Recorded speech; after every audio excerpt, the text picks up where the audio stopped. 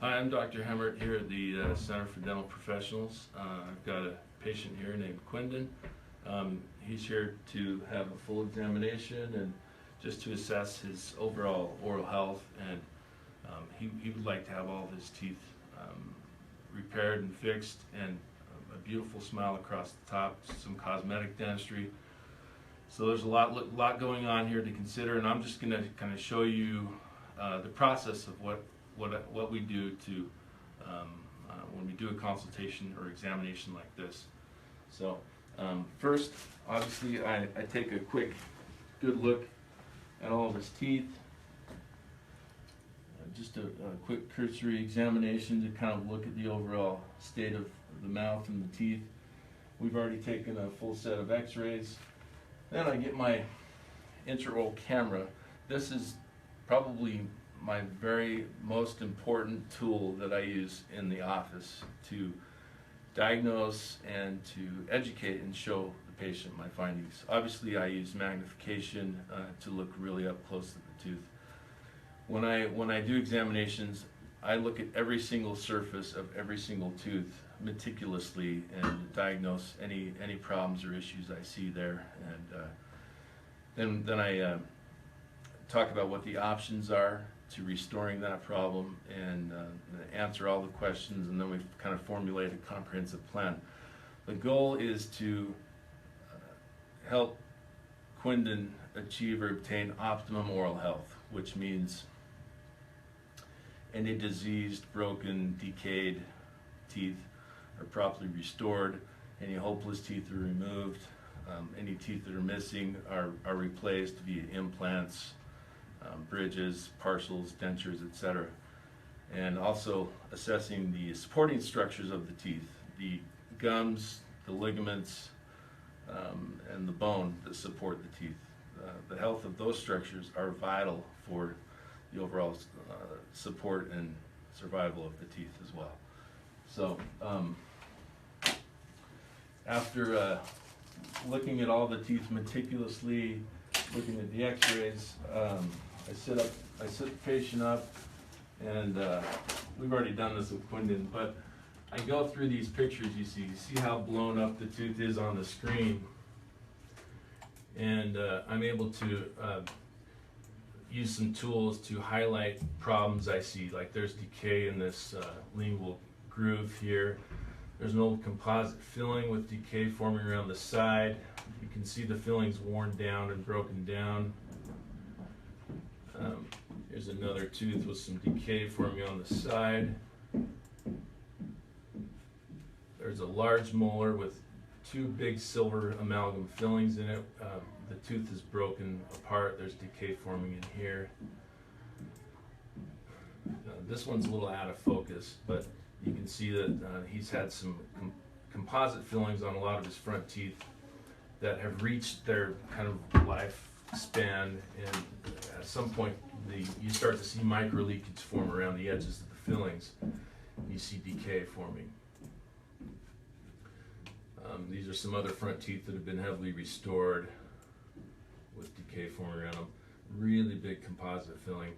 Today, at least I would never do a filling this big on a front tooth, but maybe this was done a long time ago, and that was possibly the mode of treatment for that dentist at the time.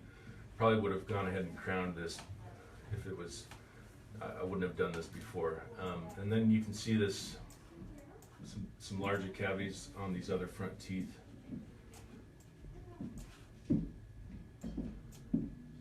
Gums are puffy and red and swollen, so a good deep cleaning is going to help clear that up.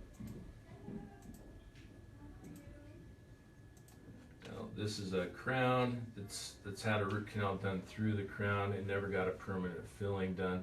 Sometimes we're able to do permanent filling, sometimes we have to replace the crown. Sorry, there's some bubbles there from saliva, so it's not really in focus. Another tooth with a couple older fillings with decay forming around them, and then I'll also go through the X-rays in detail, showing them all the things on the X-ray, showing them the fillings, decay under the fillings, he has a dental implant down here. And we just kind of go through. And again, I've got so many tools on these digital x-rays. I can change contrast, I can lighten it up or darken it up. I can invert it. Just so many cool things I can do with these x-rays. So he's had some older root canals. We always look at the root canals, make sure they look good and healthy and they were done properly. Looking at all the bone that support the teeth, looking at the sinuses. This is the implant. It's solid, it doesn't move. And it was placed several years ago. It looks pretty good here. So after that, I formulated a treatment plan with various options on it, and we talked about what his goals are, and then we're able to narrow down the options. And everything in blue you see here is stuff that's already been finished or completed for Quindon. Everything in red is stuff that we've recommended that he has done. These are crowns, and you can see we are doing some cosmetic work up front. We're going to crown every one of his front teeth. If you remember those pictures we took, we had big composite fillings with decay forming all around them, and we're going to end up cleaning all those out, building them back up with a nice, strong, clean core. Then we're going to prep them for full coverage crowns. Some cases, people ask about veneers. In a case like this, we wouldn't do veneers because the teeth have already been heavily restored, and he's going to need to have full coverage. A veneer is a restoration that only covers the front side of the tooth, like a facing on the front side. And in those cases, the teeth usually haven't ever been touched by fillings or anything. They're purely cosmetic. And also in a case like this, so once we do things in phases, we need to get his gums healthy. We need to clean up his gums and clean up the teeth really good. So that's step one. We also remove any helpless teeth. Luckily, we're not doing that with him right now. He doesn't need that done. Any root canals that need to be done, that's next. We got to get those root canals done. And then we kind of split things into quadrants, or we split the mouth in half and we restore half the mouth at a time, or a quadrant at a time. And we do any fillings or crowns. And then at the end, we place implants or do prostheses like bridges or partial dentures. Now also in the consideration here is all those front teeth.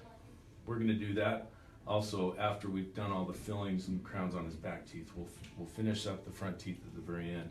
And what I do is I do what's called a diagnostic wax up. So I have full arch impressions taken of his teeth in a material called polyvinyl siloxane, or PVS, and I send that to the lab, and I tell the lab, okay, we're gonna be doing veneers or crowns all across his front teeth, either the front 4, the front 6, or the front 8, and it just depends on how wide the smile is and what the goals are of the patient. And then I tell the lab, show me what it's gonna look like if we crown all these or do veneers on all these. And we take into consideration, is this patient male, is this patient female? Is this patient tall, skinny, and a long face? Do they have a round face? Do they have a squared off face? You know, Quindon's like a ex-military, right? Former military. Big, strong, muscly guy, more of a roundish, squared face, broad chin. He and I kind of look alike, don't we? So we don't want feminine, rounded off looking front teeth. We want like masculine, big, nice, beautiful masculine teeth that look really nice. So I communicate that with the lab. Quindon may also go into the lab, into their studio, and look at pictures, and the guys will take pictures of his face, his profile, look at his smile, ask him what he wants, what his objectives are. They'll show him pictures, and he'll say, that's what I want, and then they'll say, yeah, that would look great. So then they get wax, white wax, and they wax up what it would look like. This is an example. These are a couple examples of wax ups. Oops. This was a case that I did. There was veneers. You can see these are all veneers. One of them is a crown. Oh, this one is a crown here. But they'll wax it up, and then they'll send it back to me, and then I'll sit down with the patient, and we'll do this later when we get Quinden's back. But I'll sit down and we'll look at it together, and I'll have the models of how his teeth look like now, and then models of how they will look like or could look like. And then if we want to make any changes to this, we make changes. We'll square off the corners or make them a little longer or shorter, et cetera, et cetera. And then once we've decided we like that, Quinden comes in and we do the procedure. We get him numb and we prep all the teeth. And I use this to use as a matrix. I make a matrix from the wax up to make his temporary crowns or veneers with, which is pretty awesome because he'll come in with his teeth, we'll clean them all up, build them up, prep them, and then he'll leave here with beautiful temporaries that look exactly like his wax up, or how his permanent restorations will be. And so he'll get to try them out for a couple weeks. And then he comes back 2 weeks later and we cement all the permanent stuff on. Now, this is how I prefer to do it. I would never want to go to a dentist and say, I want veneers, and then I sit down and he preps them all, then the veneers come back 2 weeks later and he puts them on, and I'm shocked because I didn't know what they were going to look like. Hopefully he's going to show me before he cements them. But even that, I would want to see what they could look like or would look like before my teeth were cut down.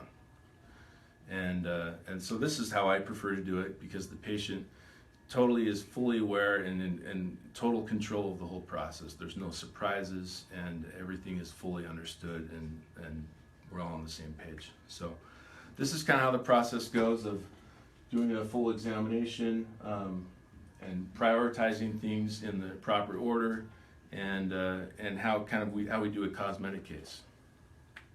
Cool.